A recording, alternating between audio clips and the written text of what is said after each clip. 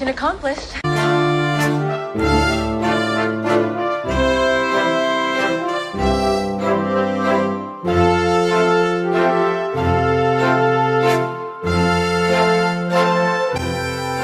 Seat as though I was like,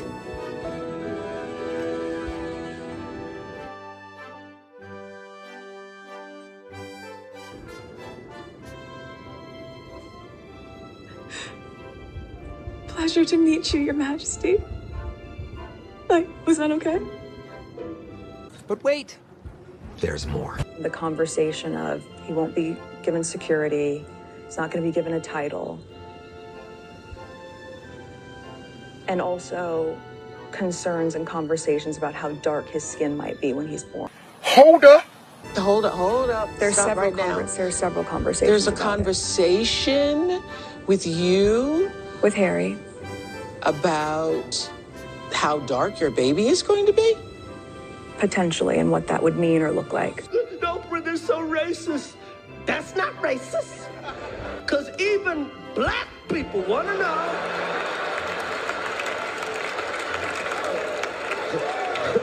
How brown the baby gonna be? That conversation I'm never going to share. Ooh, this is uncomfortable. We'll talk when we get home.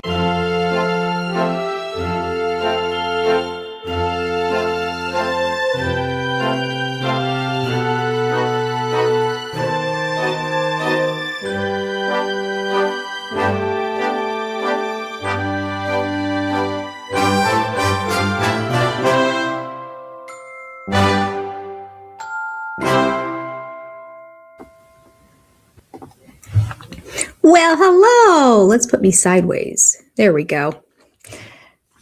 Good to see you, queens. Oh, I don't have my crown on. What is with me? I am out of practice since we've had all these holidays and craziness go up. There we go. Got my crown.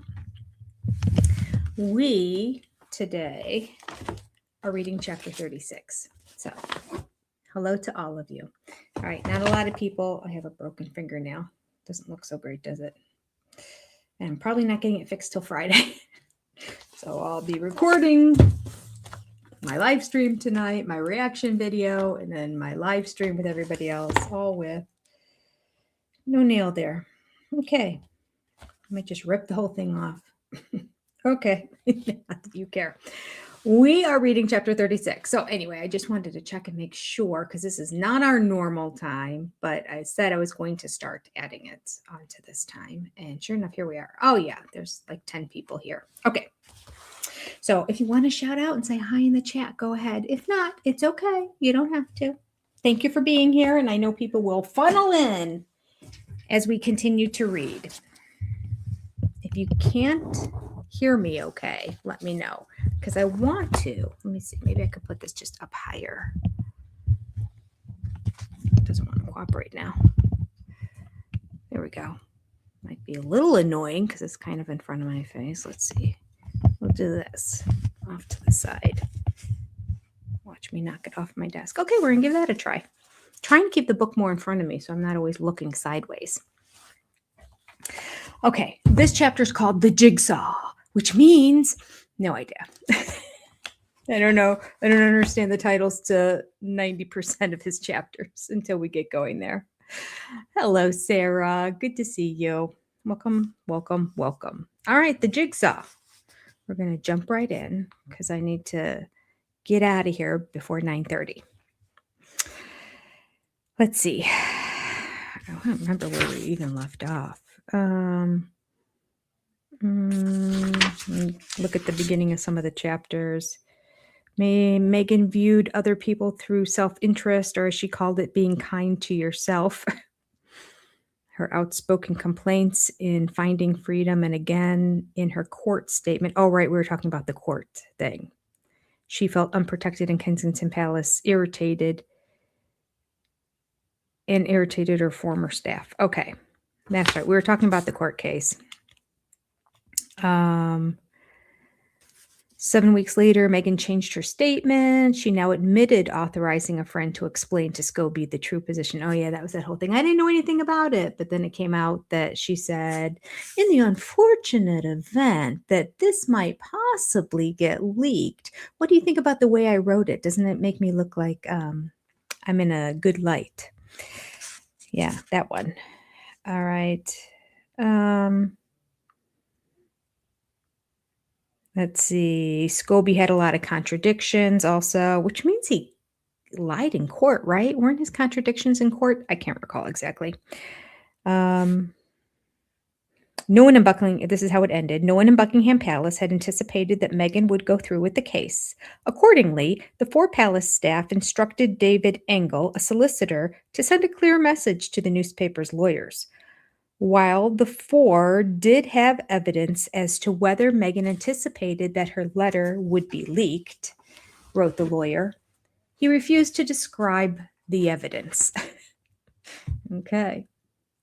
However, Engel added, they are willing to provide to the court such assistance as they can. That would, if appropriate, include giving oral evidence at trial and or providing to the parties any relevant documentary evidence. Warby was left with no doubt that the Palace 4 could provide critical eyewitness evidence in the trial. In the sunshine, 5,000 miles away, the soothing assurances of her lawyers minimized the glitches of the legal battle in London. Meghan was busy laying the groundwork for the starring role in the next greatest appearance of her career. Okay, so that's where we ended. Now we're at the jigsaw. Let's see if I can put height on this. There we go. I'm going to tip my screen down a little bit. There we go. And you get a little bit of the book. For those of you who are wondering, what are we reading? Yeah, I don't have to look down so low. The jigsaw. The branding of Meghan as an influencer benefited from her marriage to Prince Harry. Of course it did. That's why she did it. Despite the undemocratic overtone, the social justice warrior was trading as a duchess with a mission.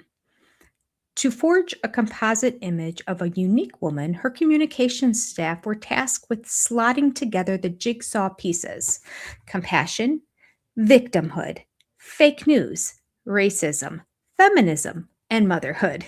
Each piece of the jigsaw illustrated Meghan's suffering.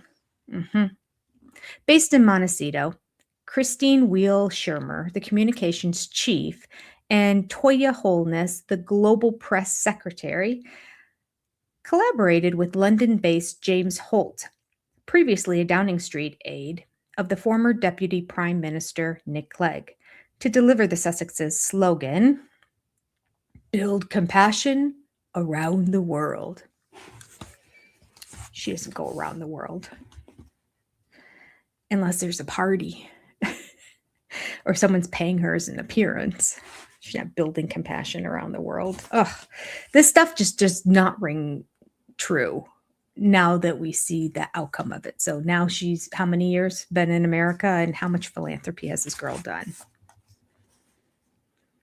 In True Believers jargon, Schirmer explained that her employers offered diverse and open access to their work by engaging with global, specialist, and grassroots outlets. In the same vein, she spoke of Archwell's purpose to unleash the power of compassion to drive systemic culture change. Blah, blah, blah, blah. The trio were on a mission to spread Meghan's gospel. The curtain raiser was the Most Powerful Woman Summit, a Fortune magazine conference.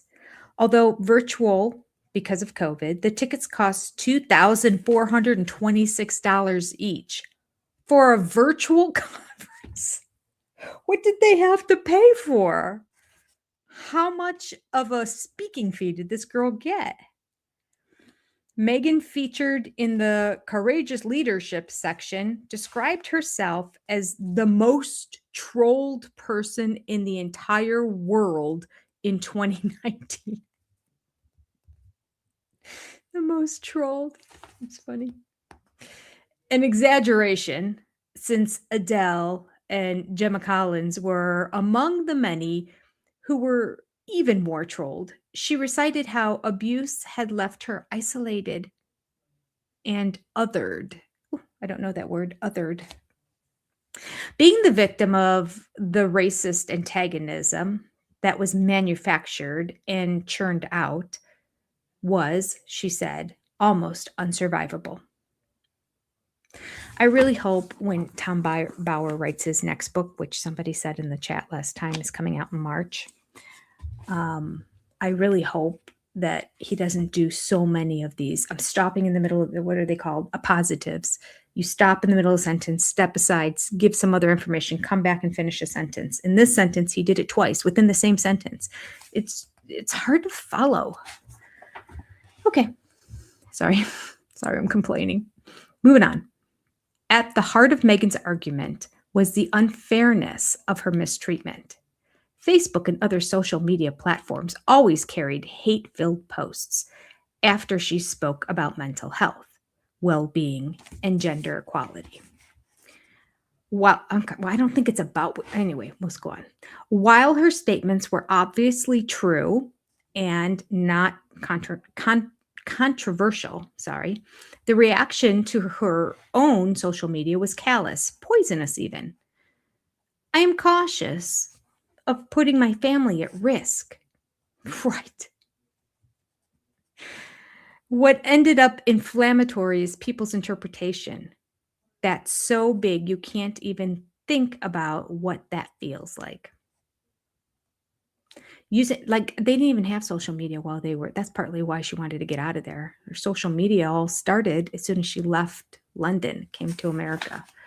She loves social media. She loves putting everything on it. Are you kidding me?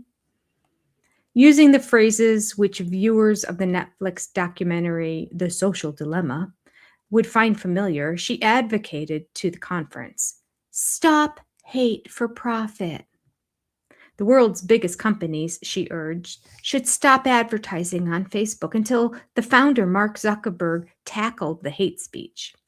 Her criticisms were somewhat undermined by denying that she read any social media. For my own self-preservation, I have not been on social media for a very long time. I have made a personal choice to not have an account.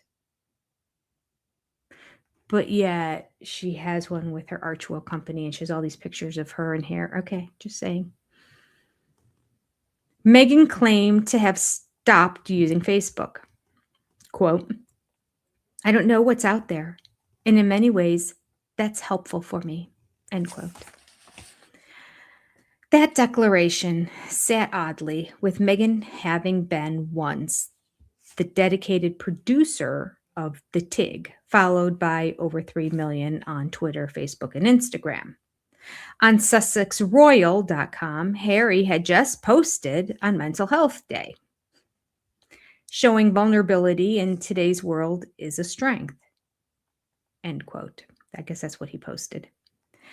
On the same website, Meghan had posted a message herself as, quote, the Duchess of Sussex, end quote, commiserating with the trials of their followers during the COVID lockdown. Quote, we recognize the unique perspectives through which different communities view the world. And though this is a time of unprecedented challenges and polarization, our communities have the capability to deliver solutions that will build a better future for all. She had added in a YouTube address from Montecito on International Day of the Girl, International Day of the Girl, never heard of it, that the COVID lockdown had allowed the Sussexes to enjoy, quote, really good family time, end quote. All right, let me just say, during COVID, nobody was thinking about Meghan Markle. Nobody, just saying. Even that was not quite accurate. 6 weeks later, she revealed in an article for the New York Times that she had suffered a miscarriage in July. Under the headline, quote, the losses we share, end quote. Meghan described how she felt the first pain while changing Archie's nappy. Did she say nappy? Is that a quote? It's not a quote. So it might have just been the author because no one in America calls it a nappy. Quote, I knew as I clutched my firstborn child that I was losing my second. End quote. Hours later, she was holding Harry's hand in the hospital. Quote, I felt the clamminess of his palm and I kissed his knuckles, wet from both our tears. I tried to imagine how we'd heal. End quote. To some, her newspaper article was an outright invasion of her own privacy. To others, she blessedly breached a taboo. A quarter of all pregnancies in Britain end in a miscarriage. Quote, losing a child, she wrote to her sympathizers, means carrying an unbearable grief experienced by many but talked about by few, end quote. To add a sting to her revelation, she blamed the miscarriage on the pressure of going through a lot. Well, that's a shame. Namely, her legal action against the Mail on Sunday. Mail on Sunday's fault. There you go. In reality, in July, on the eve of the publication of Finding Freedom, she had anticipated an outright victory in her privacy litigation. The revelation of her miscarriage was accompanied by a reference to her royalty, an essential element of the jigsaw. She disclosed that in the aftermath of her interview with Tom Bradby in South Africa, so memorable in her opinion because she posed as a mother, a feminist, and an advocate, the Queen and Charles had reached out to her. No evidence was provided for her assertion. All those pieces supported the key ingredient to brand Meghan, her political support for the Democrats. On the eve of the fractious presidential election, in the midst of the COVID crisis, the Sussexes supported Joe Biden against Donald Trump. The president's low poll rating suggested his defeat. Keen to play a part in Trump's humiliation, Meghan enjoyed a virtual meeting with Gavin Newsom, California's Democrat governor. I will say that my understanding is most Democrats, even in California, are not a fan of Gavin Newsom. But there are some who love him. There you go. Therefore, she had Harry broadcast a message to Americans from their Montecito garden, celebrating their inclusion as one of Time magazine's 100 most influential people on the planet. Meghan urged Americans to, quote, build communities of compassion. Blah, blah, blah, blah, blah, blah. Words, words, words, words, words. Word salad girl. Meaning nothing. She has no action points to anything. She just puts flowery words over everything. Sound like they come out of a poem. And they probably did because we know she plagiarizes a lot from books and from other speeches. In a clear anti-Trump appeal, Harry asked Americans to register to vote. Quote, as we approach this November, it's vital we reject hate speech, misinformation, and online negativity, end quote.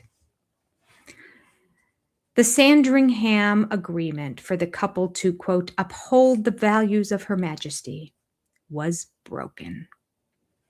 Endorsement of a political party was not acceptable for the royal family. I was just going to ask that. On reflection, Harry's snub of Ivanka Trump during her visit to Buckingham Palace with her father in December had been clearly inspired by Meghan. Meghan had not appeared at the state dinner in Buckingham Palace for Trump.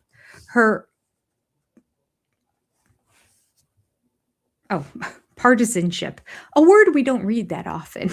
I'm like, partisan? Her partisanship did not surprise the president. Quote, I am not a fan of hers, he said. I wish a lot of luck to Harry because he's going to need it, end quote. The question was whether Harry would loyally abide by the other terms of the Sandringham Agreement and to the Queen, or would he adopt Meghan's attitude? Money influenced the answer. You guys, I am so curious. If Meghan met a single billionaire who was a far right-wing conservative businessman and famous because she loves notoriety. Someone in Hollywood, like some producer or some head of studio or something. Would she change her political views? Do you think these are her views, or is she just like trying to go along with, I don't know. I think she's just trying to follow the money. I don't know. Okay. Cut off from London's purse, the financial jigsaw piece became important. A podcast deal with Spotify was estimated to be worth between 18 million pounds and 30 million pounds. Rumor estimated that the long negotiated contract with Netflix was worth 100 million pounds. The Sussexes had agreed to produce documentaries and films to share impactful content that unlocks action. Okay. All right. So that's her MO. We're going to create all this content and it's supposed to inspire you to go out and do something in the world. I'm just going to talk a bunch of garbage here and collect the paychecks. But you're boots on the ground, the rest of America. Oh, gosh. You do the philanthropy. I'm just here to inspire. Gosh. I'll be honest with you. I don't think I've ever heard anyone tell me to do good or be better or be the change you want to be in the world and felt motivated by that ever. I don't think words have ever done it. Now, I've seen people do impactful things and I've watched little clips about them or documentaries on them, and that inspires me. But people saying, go, do good, be the change that you want to see in the world. That's just so disingenuous. Okay. Let's see. Approved by Ted Sarandos. He's the head of Netflix, like not the head of Netflix, but the head of Netflix, like programming. The Sussex's neighbor, who was head of Netflix's content. I'm sorry, I should have just read on. The Sussexes' statement said more about themselves than the programs that they would produce. Quote, our lives, both independent of each other and as a couple, have allowed us to understand the power of the human spirit, of courage, resilience, and the need for connection. Through our work with diverse communities and their environments, our focus will be on creating content that informs, but also gives hope. As new parents, making inspirational family programming is also important to us, as is powerful storytelling through a truthful and relatable lens, end quote. That's rich. Wow, I wonder who wrote that. It is not who they represent at all. The surprise was Harry's readiness to partner with the producer of The Crown, the sensational TV series that unashamedly distorted the truth about the royal family. Some wondered whether Harry even recognized the conflict of interest after he proclaimed it in a broadcast. Quote, every single raindrop that falls from the sky relieves the parched ground. Oh, God, this is disgusting. I want to vomit. What if every one of us was a raindrop? Oh, it gets worse. What if every one of us was a raindrop and if every single one of us cared? End quote. Harry was fond of mentioning raindrops in his speeches. So dumb. God, I can't believe the arrogance of these two to just think they can just go about collecting all this money to just walk around and tell people, you do good, you do good. I'm not gonna. Like, everything they're telling people to do, they're not doing. And was she talking about going to, when she was in the royal family and she was doing royal duties, she went to different multicultural areas, but I haven't seen anything since. Have you? Oh, maybe it's just me. Hi, living an eclectic life. Good to see you.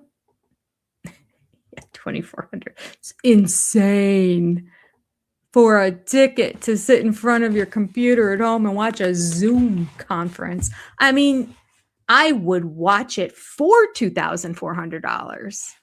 I might even I'd watch it for $400, but I wouldn't pay. I don't think I'd pay 10 to listen to her and a bunch of people just talk about how I'm supposed to do better from people who don't. All right. Buckingham Palace was faced by another unprecedented problem. Harry was approaching his 36th birthday. Normally, the palace would celebrate the event by issuing photographs of the prince surrounded by his family. There was no longer an option. To make the point, officials released 3-year-old photos of Harry, all excluding Meghan. Gosh. The process of excluding Harry was also underway. To highlight the COVID crisis, the Queen visited Porton Down, Britain's secret science park. Seen for the first time in 7 months, she was accompanied by William. The unmistakable message was confirmed soon after. Harry requested that a wreath be laid on his behalf at the cenotaph, I don't know, I might be pronouncing that wrong, during the Remembrance Day ceremony. His wish was rejected. He raged against palace officials, but he knew that the Queen had personally approved the decision.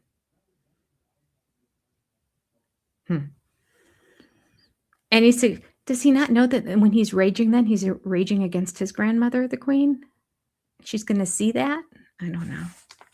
Any suggestion from London that the Sussexes were excluded threatened their celebrity ranking in America. Their perceived celebrity ranking. Their finances depended upon the status as royals. Recognizing the danger, Meghan and her advisors produced a riposte.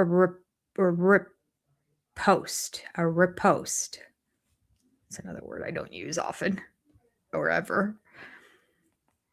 With a photographer in tow, Meghan took Harry on Remembrance Day to Los Angeles' National Cemetery, the home of 90,000 war graves. As an aide followed with flowers, they headed for the grave of 2 Commonwealth soldiers. Wearing his military medals attached to his suit, Harry's card read, quote, "To all of those who have served and are serving, thank you." After the photographs were released for global distribution, I mean, that right there just diminishes it all, right? Harry denied he had orchestrated a publicity stunt to reassert his abandoned royalty. On the contrary, he would not allow his family to deny him his birthright. Well, I don't think he has a choice. He would not allow his family to deny him his birth. He has a birthright to lay something at a is that a birthright thing? Okay, I got to understand more about what is an absolute privilege, not even privilege, because privilege just means you get the opportunity to do it. What is like a God-given birthright in the crown? Like which things are birthrights? Because they do seem to be claiming to want a lot. And I'm curious, what are they just fussing about, or is there actual legal documentation saying that they should be getting certain things? According to him, but we'll read on. At the same time, Harry followed Meghan's lead into the most sensitive issues. Meghan had supported Joe Biden's governmental removal of gender identity from official statements, making the terms mother, father, daughter, and brother unacceptable was part of the administration's policy to obliterate biological sex. Remove those words from what? Joe Biden's governmental removal of gender identity from official statements. Okay, so whenever the U.S. government would do an official statement, they could never use the term mother, father, daughter, or brother to obliterate biological sex. Meghan's support for cancel culture included the censorship of her opponents like Trump on Facebook and Twitter. But then she ran into a problem. Supporters of Black Lives Matter proposed the cancellation of Presidents George Washington, Thomas Jefferson, and Abraham Lincoln because they owned slaves. Others wanted to ban classical literature books because they were allegedly racist. For the moment, remembering that Harry's misstep and hers about the Commonwealth had exposed them to criticism, she resisted joining the extreme end of the movement. But the race issue had become too important in their careers for her to ignore the reasonable debate. Ever since writing the Elle article in 2015 about her experience of race, Meghan had spoken as a victim of racism. Convenient. Story she never told her entire life until after she met Harry. Although she provided no specific evidence of suffering any personal disadvantage, she explained that after returning from Britain, oh, here we go. Okay, so that's when she was, okay. She realized that America's racial tensions were devastating. She added, "It was so sad to see where our country was. After the murder of George Floyd in May of 2020, she found a silver lining. Across America, the peaceful protests, people were actually owning their own role. It shifted from sadness to a feeling of absolute inspiration because I can see the tide is turning." In Meghan's opinion, the Black Lives Matter movement was a beautiful thing. She accepted BLM's arguments about white privilege and saddled whites with their guilt of oppression. Although critics labeled BLM as Marxists, fomenting social discontent, Fomenting, never saw that word before. Harry shared her opinion about white man's guilt. I do remember Harry saying that. I've been educated now and I realize. I remember that. Harry criticized a, quote, world created by white people for white people, end quote. Britain, said Harry in an interview from Montecito, suffered from structural racism. Structural racism. Now, what's that? I think they're creating these terms. Institutional racism was endemic across society. Okay, so we have structural racism and institutional racism. White society, he believed, produced bias with an effect on young people of color. White Britons, he said, need to understand people, quote, of a different colored skin, end quote. All right, so is there a problem with Americans or Britons? Because Meghan said she didn't realize how racist Americans were until she went to Britain and then she returned to America. That would imply things were way better in Britain. And then she came back to America and was like, wow, I didn't realize how bad it was here. But then Harry is just talking about how racist it is in Britain. Like it's just, they want sympathy so bad and they want to be victims so bad that they'll just say anything and see what sticks, I guess. It's unfortunate. God, it's so unfortunate, isn't it? They had the ability and the platform to do such good. They had the ability and the platform to make real change when it came to race relations, being that she is biracial. I mean, it's just such a shame, the decisions that they made. Such a shame, the choice that Harry made to marry her. I mean, like, if there was someone else, someone from South Africa or something, because he loves South Africa, if he would have met somebody there, how perfect would that be?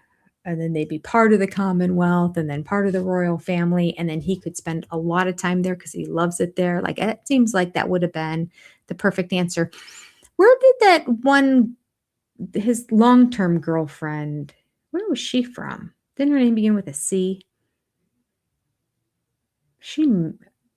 She was very white. She wasn't biracial, so that doesn't really fit the bill of what I'm imagining. But I am curious now. I mean, because she still could have been from South Africa. Curious. I get Clarice is stuck in my head. It's not Clarice. I can't remember. Cressida. Wasn't it Cressida? I think her name was Cressida. Okay. Let me get back to the sadness of their victimhood. Influenced by Meghan's experience, he added, you know, when you go into a shop with your children and you only see white dolls, do you even think, that's weird, there's not a black doll there? White Britons, he implied, benefit from racism. Elizabeth, thank you. Wasn't Cressida. Chelsea, that's it. Chelsea Davy. Do you know where she's from? One, was she at all royalty? I didn't think she was, but she might be like a Kate Middleton, where she just came from a lot of money. I don't know why I don't know much about her at all, because like I didn't follow I didn't follow Harry's relationships, but like since he married Meghan, I've heard people say how much they liked Chelsea Davy. Like it was a shame that one didn't work out. And I think she didn't work out, they said, simply because, oh no, so she's not royal, I don't think, unless she's like way down the line, because she didn't like all of the attention and everything that came along with dating Harry. All the cameras and blah, blah, blah. She's a socialite. Okay. I don't know much about socialites. Aren't socialites people that just come from money? They have families that have a lot of money. So they just go to a lot of parties and they donate money. They go from like philanthropy to philanthropy. Isn't that what a socialite does? I clearly do not run in the circles of socialites. Don't even officially know, but that's my definition of a socialite. Someone from like a Rockefeller or something. Somebody who comes from a very wealthy family. Nobody has to work. Generational money. And they spend all their days throwing fundraisers and attending fundraisers and social events where they donate money to causes. And so their life is basically partying, but giving money to do it. So, I mean, to each their own, it's their money. All right, so she was a socialite. And from Britain, I would imagine. That'd be my guess. Okay. Even London, he asserted. I guess we were talking about Harry here. Oh yeah, Harry, because Harry was upset there wasn't. Do you even think it's weird there's not a black doll there? Okay. All right, Elizabeth said, yeah, like the American elite circles. Okay, these socialites are old money families. Okay. Very good. Trying to think of all the old money families in America. Rockefeller just keeps coming to mind because the Rockefellers were up in the Northern Ohio area. So we have a lot of Rockefeller stuff around here. And New York, but shoot, there's a bunch of them. I just can't, their names escape me. Anyway, I'll move it on. Even London, Harry asserted, was not sufficiently diverse. Many white Britons were bewildered by this. Over 40% of the city's population were non-white. Over 40%? And what did he say? He asserted it wasn't sufficiently diverse. Oh, wow.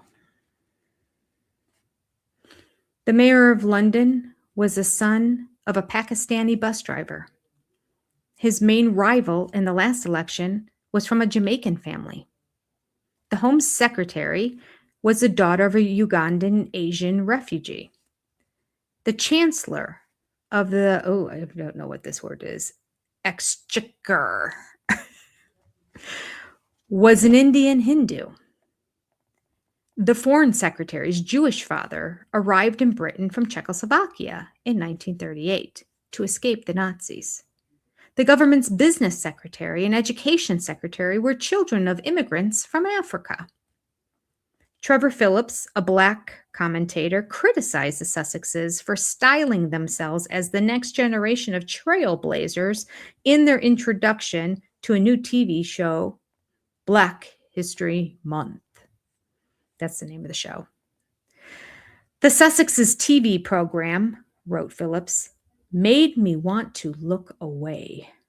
Not only was their program similar to Britain's Black History Month broadcasts since 1987, but their video said less about Black Britain and more about a couple pleading, "Let me entertain you."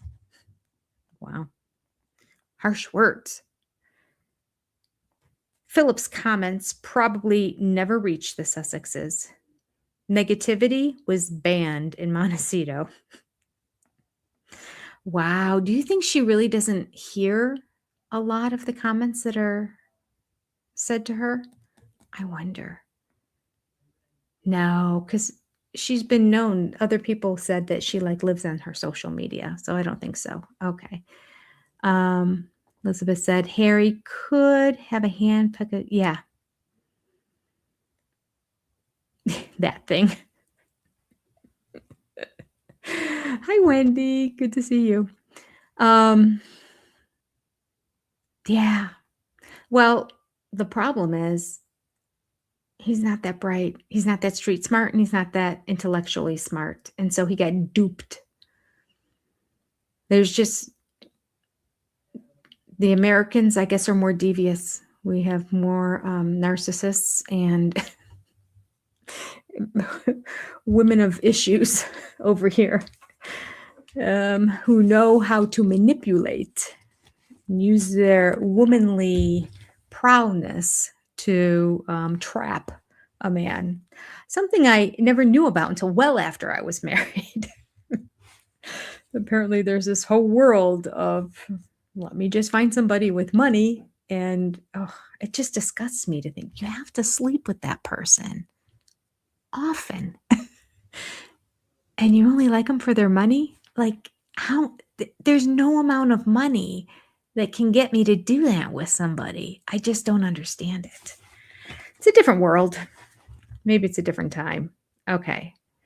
Let's see. Elizabeth said, back then, before he met Meghan, he was the most popular. Oh, that I do remember. I remember everyone saying how he was the hottest. He was even before William got married. But because William dated Catherine for 10 years. So during that time, it was pretty clear that that was going to end up standing the test of time. So quickly, everyone switched over to most eligible bachelor out there, Harry, Prince Harry. Yep. All right. I'm not sure what a prassy is, but thank you, Elizabeth. Thank you. Thank you for the compliments, nonetheless. Yes, no, I don't get it, but it seems to be a thing that's like gaining in popularity. It's so sad. Okay.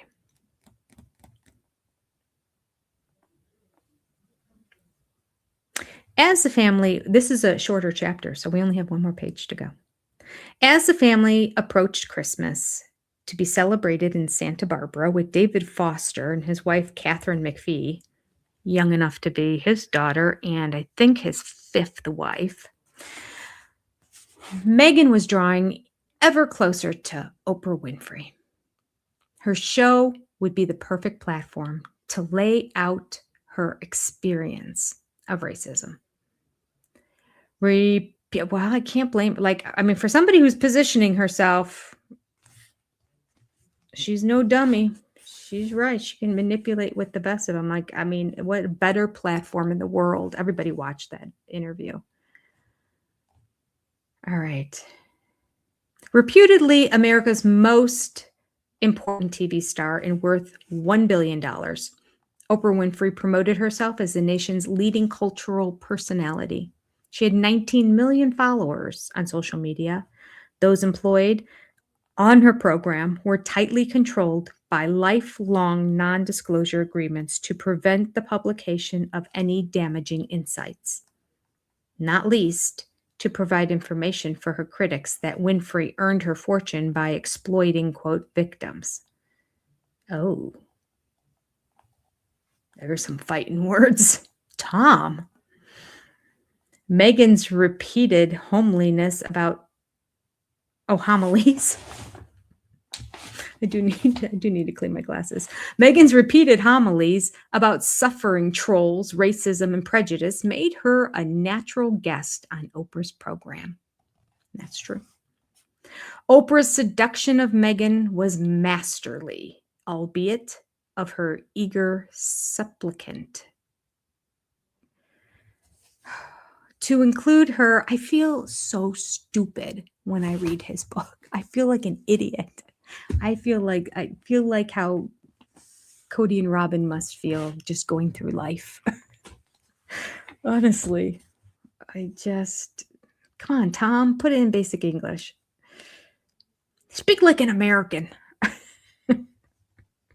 All right. I find it interesting. Oprah's seduction of Meghan was masterly. I felt like Meghan was seducing Oprah. I felt like Meghan was using Oprah and her platform to push forth, one, her agenda of victimhood, and two, to acquire a lot of money and to position herself for a lot of brand deals, et cetera, and to become friends with Oprah, who runs in the circles of just the most wealthy. Okay. But here he says, Oprah's seduction of Meghan was masterly, albeit of her eager supplicant. I don't know what that means. To include her in the Montecito family, Meghan had been persuaded to support Clever Blends, a woman-led local company producing instant super lattes coffee, a pre-mixture of dried oat milk, coconut cream, monk fruit, mushrooms, and stress-reducing, focus-enhancing, adaptogenic herbs. Like Oprah, Meghan claimed to personally love the super latte's holistic approach to wellness. She also endorsed Clever Blends, a $120 home ritual kit containing 2 super latte bags, an everlasting straw flower garland, which was a string of decorative dried flowers, and a 12-inch by 12-inch print of mushrooms with a message about gratitude. So bizarre. Meghan invested a small amount in the fledgling company that employed 6 people. I wonder how much. Come on, do your work here, Tom. Find out how much money she put into it. This was the influence which Oprah Winfrey exerted as she prepared the biggest scoop of her career. Oh, so this is how Oprah used her, because Oprah wanted this little company of 6 people to be successful, so she got Meghan to donate. Okay. She had penciled in the transmission date on the CBS network. All was set to launch brand Meghan in America. That was sort of the beginning of the end, wasn't it? That interview. It didn't go well. Not after people started fact-checking the stuff that she was saying. I mean, it just didn't go well in general because Harry kept looking at her like, shut up. You can't say that. You know, like at one point I just felt like he looked at her and wanted to just say, you know, you're talking about that's my father. Like, that's my family that you're talking about. Like, I don't think Meghan cared though, because she doesn't care if she throws her family under the bus. So why would she care about somebody else's family if she doesn't care about her own? And by the way, this went on Oprah. This went on CBS because Oprah's best friend, Gail, is a morning talk show host on CBS. So typical Hollywood. You scratch my back and I'll scratch yours. That's the end of the chapter. But the next chapter is Netflix. So that'll be good. All right. I've got that book to read yet, but it's hard when they use all these highly intellectual. Yes. Yes. It's difficult. And it's difficult to read out loud too, because of all the appositives. And I teach appositives to some of my high school kids in school. And it's like when you start a sentence and then you pause and you step aside. And so, like, I always tell them, I'm like, it's like if you said, I love my teacher, Mrs. Jones, the one with the red hair. That's a bad sentence because that's kind of like two sentences. Okay. The janitor, Mr. Bauer, was walking down the cafeteria hallway. Something like that. So when you step aside, add more information, and come back and finish your sentence, it's called an appositive. It's something that is meant to make you sound more intelligent, to make your, like, so when these kids have to do their final essays on their SATs or whatever, it's a way to beef up their language. But he does it in like every third sentence. And the one sentence, he did two of them in there. I've never even seen a sentence with two appositives. Like, we keep stepping aside and talking about other stuff. It's how a lot of people talk. Sadly, I do it way too much. I start a thought and then I like pause and start add more information, and then I go and I finish it up. But it's a very much a conversational tone, but difficult to read. Like when we say it in conversation, it's very, very laid back. It's funny because it would be either very laid back or extremely formal. Mr. Jones, the custodian, was late for school today. But then he also throws in, which I appreciate the documentation he has, but everybody's name that and a lot of them are hard to pronounce. So I feel like I'm stumbling. And then there's a lot of British, I don't know if it's British or just highly intelligent vocabulary. It may be both. Actually, I think some of it's both. You Brits out there have helped me with a couple of words when I'm like, what does that mean? Yeah. So between all of that, I'm sorry when I'm reading it and I'm hesitating and pausing a lot because I like come upon a word that I've just never seen before in my life. And some of them I think he makes up. You know, like he would say, like I live in the state of Ohio. Like he would say, in Ohio tight.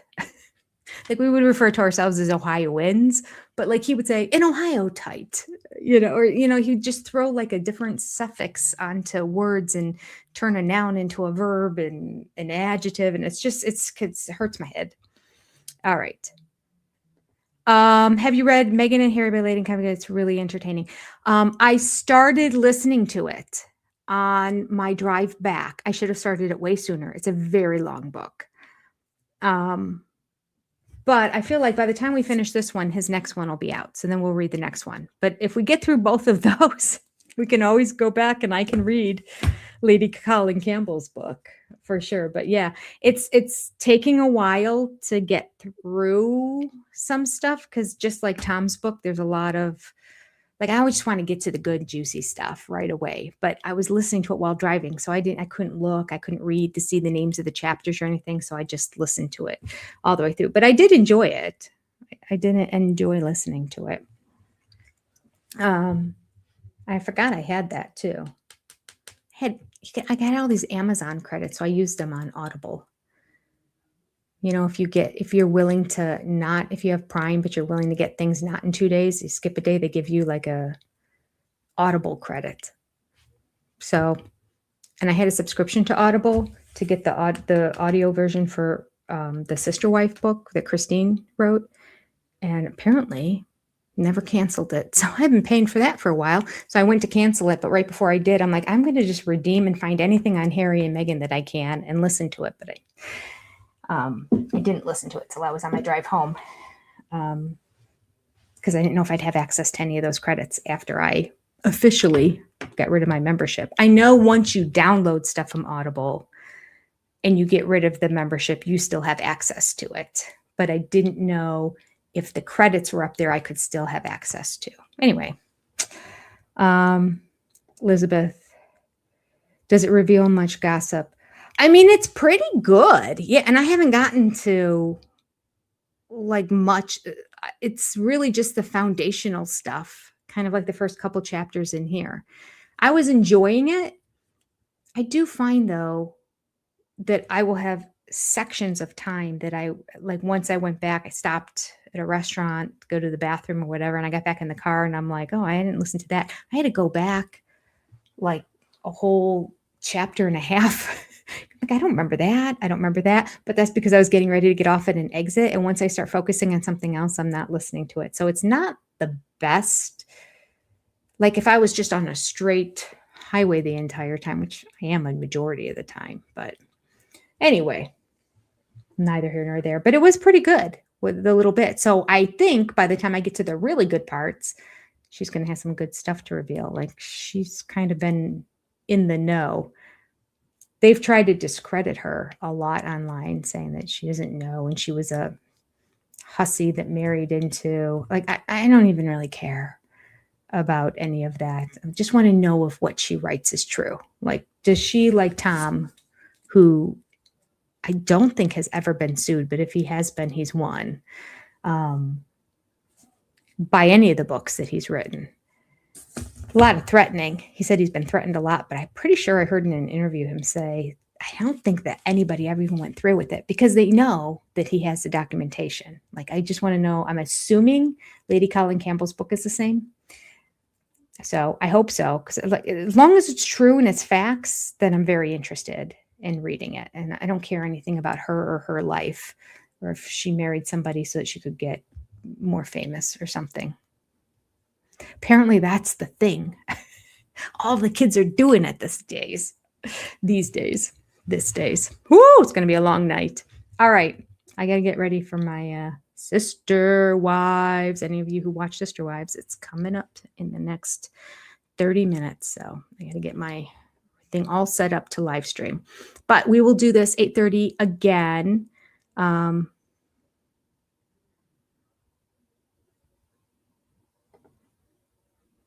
You can see it's true